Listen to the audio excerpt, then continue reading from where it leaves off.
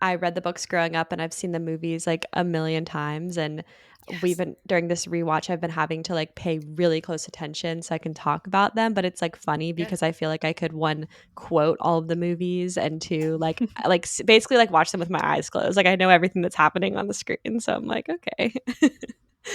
Yeah, it's like imprinted on our brains. Mm-hmm. Yeah. I'm like the exact opposite.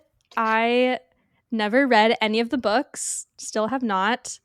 I've seen the movies multiple times, but I've never seen them in order. So this is my first time watching them like in order and getting like the full, like the real Harry Potter experience, which is very fun.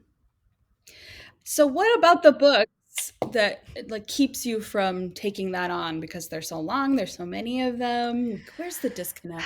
Great question, Kirby. We need to that is know. a great question. So I distinctly remember, I don't remember what year it was probably second or third grade, checking out the first Harry Potter book from the library at school, probably because I would get points for reading it.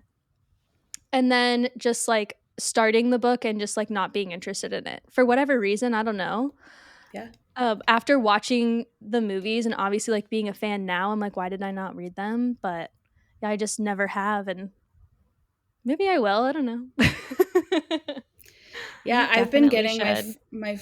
you should. Yeah, I've been getting my friends when they're having babies, they all get the illustrated copy of the first one because I feel like that's a gateway.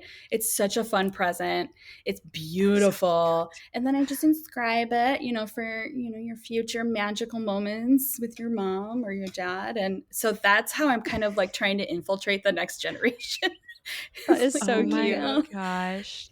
So You're What a giving start me great those. idea. so much inspiration right now. I have some Yes. friends that had babies this year and I feel like I need Yeah. to use this trick. Yes, be that auntie. Just pushing Harry 100%. Potter on everyone. No, but like that was my experience, right? Like my mom, that was the way I was introduced to these books. I was little when they came out. Mhm. And my mom read them to me and she did like accents and she read the whole thing in a British accent and like it just Love. made them so special for me. And I remember the seventh book was the first book that I read like all by myself. I was like, I'm gonna start this and read it. And it was just such like a special experience to like have that because I was young when that book came out too. And so I don't know. It just oh So Yeah. emotional.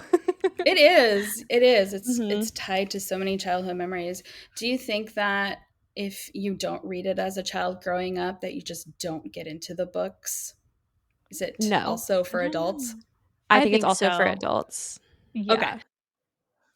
A As someone hundred who Good. percent. hasn't read them, Yeah. I definitely want to. I just feel like I have to like find the time or make Sure. the time to do You it. should The audiobooks you are should excellent.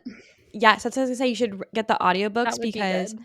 who's the Yeah. guy? Is it Jim Dale, the one who reads That them? sounds right. Is that his name? He does such a good job. He does voices for every character, I and you love could that. like listen on your commute to work. Like it's so good. It's very That's a fun idea. soothing. Now